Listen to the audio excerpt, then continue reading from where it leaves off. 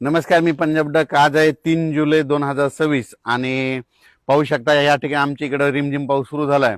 पण राज्यातल्या सर्व शेतकऱ्यांना सांगू इच्छितो की आजपासून राज्यात दुपारनंतर खूप ठिकाणी पावसाला सुरुवात होणार आहे. म्हणजे विदर्भात, पूर्व विदर्भ, पश्चिम विदर्भ 6 आणि 5 11 जिल्ह्यामध्ये दुपारनंतर पावसाला सुरुवात होणार आहे. पण राज्यात सांगायचं झालं तर खास करून नाशिक जिल्ह्यातल्या शेतकऱ्यांना अंदाज लक्षायचा. मुंबईपेक्षा नाशिककडं मध्ये 4, 5, 6, 7च्या दरम्यान माझं तर म्हणणं एका दिवस नाही, ह्या 8-7 दिवसामध्ये 1600 ते 1800 मिलीमीटर पाऊस पडेल इतका नाशिक जिल्ह्यामध्ये पाऊस पडणार आहे. म्हणून नाशिकच्या जनतेने सतर्क राहावे, कारण की गोदावरी नदीला पूर येणार आहे, कारण की अतिवृष्टी होणार आहे. मुंबईपेक्षा नाशिकला अतिवृष्टी जास्त होईल. मुंबईला जरी पाऊस कमी झाला पण नाशिककडे जास्त पाऊस पडणार आहे. म्हणून हा अंदाज सर्व शेतकऱ्यांनी लक्षायचा. राज्यात सांगायचं झालं तर आजपासून 3 तारखेपासून राज्यात बऱ्याच भागामध्ये पाऊस सुरू होणार आहे, म्हणून हे लक्षायचं.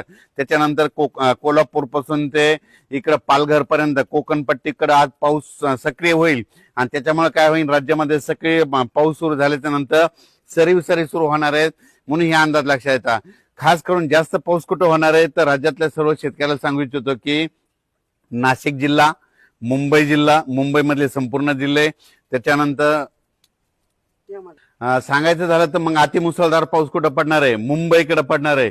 मुंबईपेक्षा जास्त नाशिक जिल्ह्यात पाऊस पडणार आहे. म्हणजे नाशिक जिल्ह्यात जवळपास सरासरीपेक्षा जास्त पाऊस पडणार आहे. नाशिकचे जितके छोटे छोटे तलाव आहेत, पाझर तलाव, तिकडे संपूर्ण भरून जातील. म्हणून हे अंदाज सर्व शेतकऱ्यांना लक्षायचा. गोदावरी नदीला देखील पूर येणार आहे.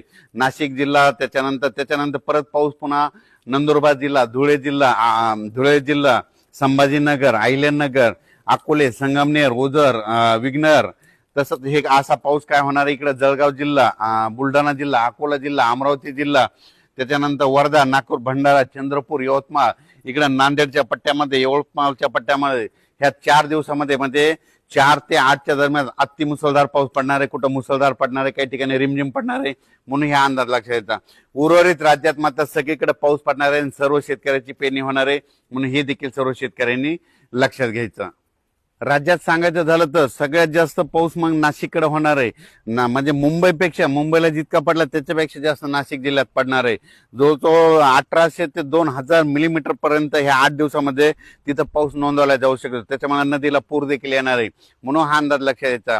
राज्यातल्या सर्व शेतकऱ्याला सांगू इच्छितो की सातारा जिल्हा, सांगलीकडे देखील, सोलापूर जिल्हा, बीड जिल्हा, त्याच्यानंतर धाराशिव जिल्हा, लातूर जिल्हा, परभणी जिल्हा, जालना जिल्हा, नांदेड जिल्हा, हिंगोली जिल्हा, वाशिम जिल्हा ह्या भागामध्ये आज काय होणार आहे, दुपारनंतर चांगला सरी सुरुवात होणार आहे.